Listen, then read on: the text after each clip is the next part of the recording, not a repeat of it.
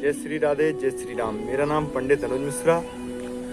आज इस वीडियो में हम ऐसे विषय में चर्चा करने जा रहे हैं, हमारी डेली प्रतिदिन क्या दिनचर्या होनी चाहिए, हमें सुबह उठकर क्या करना चाहिए।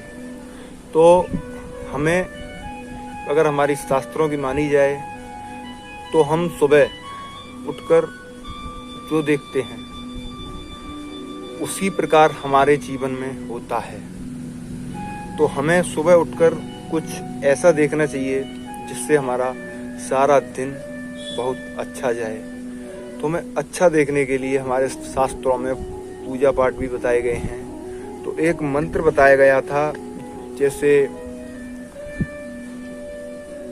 हमारी एक पुस्तक आती है नित्यक्रम पूजा प्रकाश, गीता प्रेस गोरखपुर से। तो उसमें बताते हैं कि सुबह उठकर जगने के बाद, सुबह जगते ही हमें हाथों की हथेलियों को इस प्रकार मिलाकर इसमें देखते हुए हमें कुछ मंत्र हैं उनको बोलना चाहिए। तो ऐसे करके हमें बोलना चाहिए कि कारागृहे वसते लक्ष्मी, कर मध्य सरस्वती, कर मूले स्तुते ब्रह्मा, प्रभाते कर दर्शनम। तो हमें ऐसा बोलना चाहिए। इसका अर्थ है हाथ के आग्रे भाग में लक्ष्मी, हाथ के मध्य भाग में सरस्वती और मूल भाग में ब्रह्मा जी निवास करते हैं। इतः प्रातः काल उठकर उनके दर्शन करने चाहिए। क्यों उनके दर्शन क्यों करने चाहिए, इसका भी कारण है कि इसका कारण यह है कि माता लक्ष्मी सारे धन की देवी हैं। माता लक्ष्मी हमारे धर्म में धन की देवी बताई गई हैं, और माता सरस्वती ज्ञान की। और ब्रह्मा जी सृष्टि के रचयिता हैं। आदमी के अच्छे बुरे कर्मों का लेखा जोखा ब्रह्मा जी के पास रहता है। तो हमें इनके दर्शन कर इनसे क्षमा मांगनी चाहिए। तो हमें सुबह उठकर इनके दर्शन करने चाहिए। इसके बाद सुबह उठते ही हमें, जैसे ही हम जिस पर सो रहे हैं वहाँ से अगर इस धरती पर पैर रखें, पृथ्वी पर पैर रखें, तो हमें सबसे पहले माता पृथ्वी का ध्यान करना चाहिए और हाथ जोड़कर बोलना चाहिए कि समुद्र वसने देवी, पर्वत स्तन मंडिते, विष्णु पत्नी नमस्तुभ्यम, पाद स्पर्शम क्षमास्व मे। इसका अर्थ है समुद्र रूपी वस्त्रों को धारण करने वाली,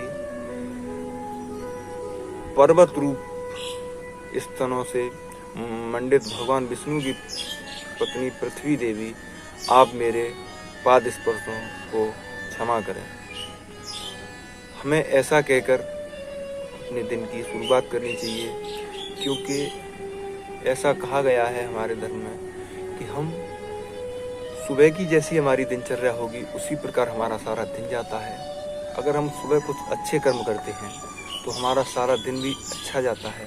और हम जिस धर्म से हैं उस धर्म में सबसे ज़्यादा शास्त्रों को मान्यता दी जाती है। और ये सनातन धर्म ऐसा धर्म है कि सारे धर्मों से परे है।